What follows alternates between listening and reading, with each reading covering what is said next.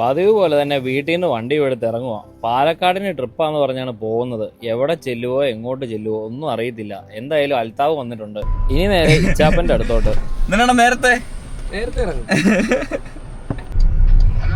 ഞങ്ങൾ ഇറങ്ങിയേ.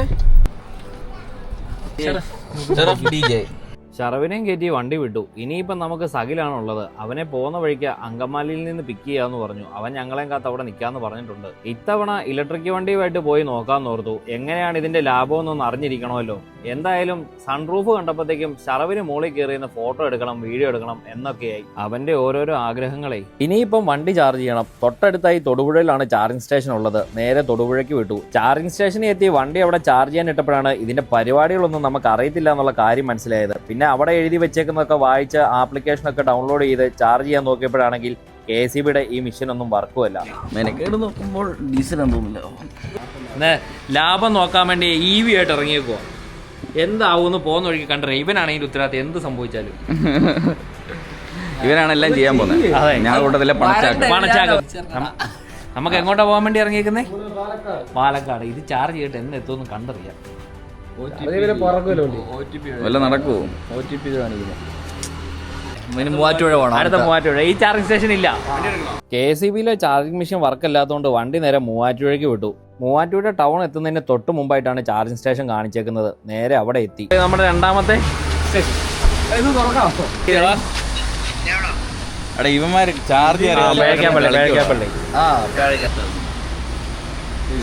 2-3 ഇടത്ത് മൂന്നാമത്തെ ചാർജിങ് സ്റ്റേഷൻ ഇപ്പൊ നിൽക്കുന്നത്. സ്റ്റാർട്ട് കൊടുത്താലേ ഇതാകത്തുള്ളൂ. അതിലോടെ ബസ്സിന് കയറി വരാൻ പറ. നീ പറയുന്നല്ലേ. അപ്പൊ വണ്ടി ഇവിടെ ഇട്ടിട്ടേ ബസ്സിന് പോയാലോ? എടാ ഇതിപ്പോ ശരിയാണ്. അവിടെ ചെറുപ്പുണ്ട് കൂടെ. അതാ പേടി. ജോലിക്കാരനാ. കസ്റ്റമർക്ക് എന്നതാ ഇപ്പോഴെങ്കിലും കേറിയല്ലോ. ഞാൻ പറഞ്ഞു കുത്താനും അറിയത്തില്ല. അത് ഒരുത്ത ചാർജ് പകുതിയാക്കി വെച്ചോ. പിന്നെ എങ്ങനെ സമയം പോകുന്നത്? മണിക്കൂർ സമയം എടുക്കാം. നമ്മുടെ അടുത്ത പരിപാടി തന്നെ ചായ കുടിക്കാൻ പോകുമ്പോ ചാർജ് കയറാൻ ഏകദേശം 1 മണിക്കൂർ എടുക്കും. എന്നാൽ പിന്നെ തൊട്ടടുത്ത് പോയി ചായ കുടിച്ചേക്കാന്ന് വെച്ചു. നേരെ ചായക്കടയിലോട്ട് വിട്ടു. ഇതിൻ്റെ ഇടയ്ക്കാണെങ്കിൽ സകില് കിടന്ന് വിളിക്കുന്നുകൊണ്ട് അവനാണെങ്കിൽ ഞങ്ങളെ കാത്ത് അങ്കമാലി പോസ്റ്റ് അടിച്ച് നിൽക്കുക. എന്തായാലും ചായ കൂടി എല്ലാം കഴിഞ്ഞ് കാറിൻ്റെ അടുത്തോട്ട് നടന്നപ്പോഴാണ് ഇതേ KFC തൊട്ട് ഫ്രണ്ടിൽ തന്നെ. എന്നാൽ പിന്നെ KFC കയറി ഫുഡ് അടിച്ചേക്കാന്ന് വെച്ചു. അപ്പോഴത്തേക്കും സമയം കുറച്ച് പോയി കിട്ടുമല്ലോ. ഫുഡ് അടിയും കഴിഞ്ഞ് പുറത്തേക്ക് ഇറങ്ങി നേരെ വണ്ടിയുടെ അടുത്ത് ചെന്നു. അപ്പോഴത്തേക്കും 65% ചാർജ് ആയുള്ളൂ. എന്നാൽ പിന്നെ എല്ലാവരും പറഞ്ഞു ഇവിടുന്ന് സ്റ്റോപ്പ് ചെയ്തിട്ട് അങ്കമാലി ചെന്ന് സകിലിനെയും എടുത്ത് തൃശ്ശൂരെത്തി ചാർജിങ് ചെയ്യാമെന്ന് ഓർത്തു. എന്നാൽ പിന്നെ അങ്ങനെ ആയിക്കോട്ടെ എന്ന് വെച്ചു. വണ്ടി കയറി നേരെ അങ്കമാലിക്ക് വിട്ടു. അങ്കമാലി എത്താറായപ്പോഴത്തേക്കും സകിലിനെ വിളിച്ചു. എടാ റോട്ടിൽ ഇറങ്ങിയെന്നോ, ഞങ്ങളിത് എത്തിയെന്ന് പറഞ്ഞു. ഞങ്ങളെ കാത്താണെങ്കിൽ ഇതേ അളിയൻ ഇവിടെ നിപ്പുണ്ട്. നായകൻ എത്തി.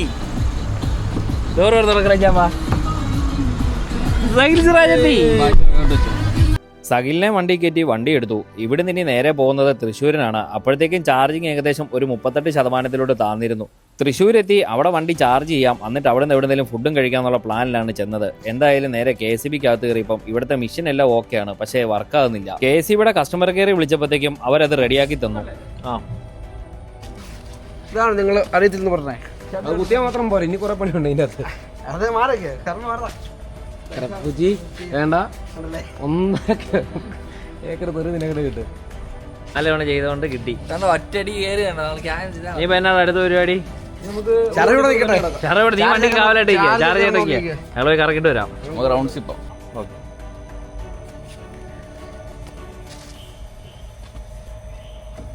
കേട്ടില്ല. ഇങ്ങനത്തെ ചെറിയ കഷ്ടപ്പാടുള്ളതുകൊണ്ട്, അല്ലെങ്കിൽ ബാക്കി ലാഭമായത്. എന്തുകൊണ്ട് ലാഭമാണ് നമ്മുടെ ഇപ്പോഴത്തെ കാലഘട്ടത്തിൽ അല്ലെ? പൈസ ഇവിടെ യൂട്യൂബിലൊക്കെ വരുന്നതല്ലേ. അപ്പോൾ നമുക്ക് എന്തുകൊണ്ട് ലാഭമാണ്. പക്ഷേ നമ്മുടെ കൂടെ ഉള്ളവരുടെ ഒരു ചിലവരൊക്കെ വരുമ്പോൾ ചരിത്രം വഴിമാറും എന്ന് പറയത്തില്ല. ഇവൻ വരുമ്പോ അവനാണോ ഷറഫ് വരുമ്പോൾ ചരിത്രം വഴിമാറും എന്ന് പറയുന്നത്. KCBയിലെ കസ്റ്റമർ കെയർ വിളിച്ചു കഴിഞ്ഞപ്പോഴാണ് സംഭവം റെഡിയായത്. എന്തായാലും വണ്ടി ചാർജ് ചെയ്യാൻ ഇട്ടിട്ട് ഞങ്ങൾ തൃശ്ശൂർ റൗണ്ട് കറങ്ങാൻ വേണ്ടി ഇറങ്ങി. അത്യാവശ്യം നടക്കാൻ തന്നെ ഉണ്ടായിരുന്നു. അങ്ങനെ നടന്ന് നേരെ റൗണ്ടിലെത്തി കഴിഞ്ഞപ്പോഴാണ് ഗ്രൗണ്ടിൽ എന്തൊക്കെയോ പരിപാടി നടക്കുന്നതായിട്ട് കണ്ടത്. പിന്നെ എന്നാൽ അതൊക്കെ ഒന്ന് കയറി കണ്ടിട്ട് പോകാമെന്ന് ഓർത്ത് പയ്യെ അങ്ങോട്ട് നടന്നു. ഗ്രൗണ്ടിലാണെങ്കിൽ ഓണത്തിന്റെ പരിപാടി നടന്നുകൊണ്ടിരിക്കുവായിരുന്നു. കുറച്ചു നേരം അവിടെ നിന്ന് അതൊക്കെ കറങ്ങി കണ്ടു. അപ്പോഴത്തേക്കും വിശക്കാൻ തുടങ്ങി. എന്നാൽ പിന്നെ പുറത്തിറങ്ങി എന്തെങ്കിലും കഴിച്ചേക്കാന്ന് ഓർത്ത് വെളിയിലിറങ്ങി നടക്കാൻ തുടങ്ങി. എന്തോ ഭാഗ്യത്തിന് ഒറ്റ കടയില്ല. പിന്നെ അവിടെ ഒരു പെപ്സി മേടിച്ച് കുടിച്ചിട്ട് തിരിച്ച് വണ്ടി കിടക്കുന്നിടത്തോട്ട് നടന്നു. തിരിച്ചു പോകാൻ ലൊക്കേഷൻ ഇട്ടത് അൽത്താഫാണ്. പോവാണ്. വന്ന വഴിയല്ല, വേറെ ഏതൊക്കെ വഴി ചെന്ന് അവസാനം KCBയുടെ മുന്നിൽ തന്നെ എത്തി. അവൻ സമ്മതിക്കല. ആര്? ഷറഫ്. 90 രൂപ കൂടി ബാലൻസ് ഉണ്ടെന്ന് പറഞ്ഞിരിക്കുക. അല്ല, ഫുള്ള് കയറിയിട്ട് പോകാന്ന് പറഞ്ഞേ. EV ഇലക്ട്രിക് വണ്ടി വന്നതിനെ കുറിച്ചുള്ള അഭിപ്രായം എന്താ? ഈ വണ്ടി വന്നതുകൊണ്ട് മാത്രം പറ്റിയ ഒരു മണിക്കൂറോളം ഇവിടെ എന്നെ നിർത്തി പോസ്റ്റാക്കി, 1 മണിക്കൂറോളം എന്നെ അങ്കമാലി നിർത്തി പോസ്റ്റാക്കി. ഇതിന്റെ മുഖ്യ സൂത്രധാരനായ ഇച്ചാപ്പനും അസിസ്റ്റന്റായ സരിതയ്ക്കും വെറുതെ വന്നവനും എല്ലാവർക്കും എൻ്റെ പേരിലും KCBയുടെ പേരിലും നന്ദി അറിയിച്ചുകൊള്ളുന്നു. Thank you very much. അൽത്താഫിന് എന്തെങ്കിലും പറയാനുണ്ടോ? എനിക്കൊന്നും പറയാനില്ല. അല്ലേലും നിന്റെ തരത്തില്ല, നീ പറയണ്ട. അൽത്താഫ് എന്തെങ്കിലും പറഞ്ഞു തുടങ്ങി അവനെ തെറി വിളിച്ചു തുടങ്ങണം. അതുകൊണ്ട് മാത്രം ഒന്നും പറയുന്നില്ല. ഇച്ചാപ്പൻ പിന്നെ അന്ന് വന്നാൽ കൈ കിട്ടി അവിടെ ആർക്കും ഒരു ശല്യം ഇല്ലാതെ ഇച്ചാപ്പനെ ബിഗ് ബോസിൽ വിട്ടാല് സെറ്റായിരിക്കും. തെറ്റായിരിക്കും. തമ്മിലടുപ്പിക്കുക. ഹായ് ഗൈസ്, ഞങ്ങളുടെ ചാർജിങ് പ്രോസസ്സിങ് ഞാൻ തീർന്നിരിക്കുന്നു. ഞങ്ങളപ്പോൾ തൃശ്ശൂരിൽ നിന്ന് ചലിക്കുവാണ്. ചാർജിങ് എല്ലാം കഴിഞ്ഞതിന് ശേഷം തൃശ്ശൂരിൽ നിന്ന് വണ്ടി എടുത്തു. എല്ലാവർക്കും വിശക്കാനും തുടങ്ങി. എന്നാൽ പിന്നെ തൊട്ടടുത്ത് കണ്ടൊരു കടയിലോട്ട് വണ്ടി ഒതുക്കി നേരെ കടയിലേക്ക് കയറി. ഫുഡ് ഓർഡർ ചെയ്തു. ഫുഡ് എത്തിക്കഴിഞ്ഞാൽ പിന്നെ പറയേണ്ട ആവശ്യമില്ലല്ലോ. നല്ല വിശപ്പോടുള്ളതുകൊണ്ട് തന്നെ ഭയങ്കര ഫാസ്റ്റിലായിരുന്നു ഫുഡടി. അങ്ങനെ ഫുഡെല്ലാം കഴിച്ചതിന് ശേഷം തിരിച്ച് വണ്ടി കയറി. ഇനിയിപ്പോൾ നമുക്ക് നേരെ പാലക്കാടാണ് പ്ലാനിലുള്ളത്. വണ്ടി എടുത്തു തൃശ്ശൂരിൽ നിന്ന്. ഇത്രയും താമസിച്ചത് കൊണ്ട് തന്നെ പാലക്കാട് എത്തിക്കഴിയുമ്പം എന്താവുമെന്നൊന്നും അറിയത്തില്ല. ഇവന്മാരുടെ കാര്യമായതുകൊണ്ട് പറയാനും പറ്റത്തില്ല. അവിടെ ചെന്ന് കഴിയുമ്പോൾ അറിയാം വേറെ എങ്ങോട്ടേലും പോകാനുള്ള പ്ലാൻ ഉണ്ടോയെന്ന്.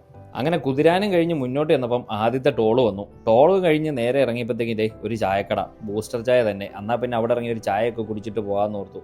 അങ്ങനെ അവിടെ ഇറങ്ങി കുറച്ച് നേരം റെസ്റ്റ് എടുത്ത് ചായ കുടിയും കഴിഞ്ഞതിന് ശേഷം തിരിച്ച് വണ്ടി കയറി നേരെ ഇതേ പാലക്കാടെത്തി ചായ കുടിച്ചുകൊണ്ടിരുന്നപ്പോഴാണ് ഓരോരുത്തന്മാർക്ക് ഓരോ തോന്നല്. തിരുപ്പൂര് പോയി കഴിഞ്ഞാൽ വിലക്കുറവി ഡ്രസ്സ് കിട്ടും, എല്ലാവർക്കും പോയി ഡ്രസ്സ് എടുക്കാമെന്ന് പറയാൻ കാത്തിരിക്കുമായിരുന്നു. എല്ലാം കൂടെ വാ തിരുപ്പൂര് പോകാമെന്നുള്ള പ്ലാനിലും കൂടെ ആയി. എല്ലാത്തിനും വന്ന ചായ കുടിക്കാൻ വന്നതാണ് അവിടെ. എനിക്കും അവനെ ചോദിക്കാൻ പാലക്കാട് വന്നു. ഇവിടെ വന്നിട്ട് 6ാമത്തെ ചായ കുടിക്കുന്നത്. ചായ കുടി മാത്രമേ നടക്കുന്നുള്ളൂ. തുണിയെടുക്കാൻ തിരുപ്പൂര് പോവാ. ഇവിടെ ഇറങ്ങുന്നു അതോ ഞങ്ങളോട് തിരുപ്പൂര് വരുന്നുണ്ടോ? വണ്ടി ആയിക്കോട്ടാണ് അങ്ങോട്ടായിരുന്നു. കേട്ടിക്കോട്ട് പോകുന്നില്ല. വീട്ടിൽ പറഞ്ഞു ഇപ്പൊ നിൽക്കുന്ന പാലക്കാട്.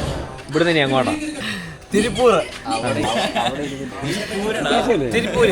ഇനിയിപ്പം തിരുപ്പൂര് ചെന്നിട്ട് എന്ത് നടക്കുമെന്ന് കണ്ടറിയാം. എന്തായാലും പാലക്കാടിന് നേരെ വണ്ടി എടുത്തു. ഇനിയിപ്പം നേരെ തിരുപ്പൂരിന്.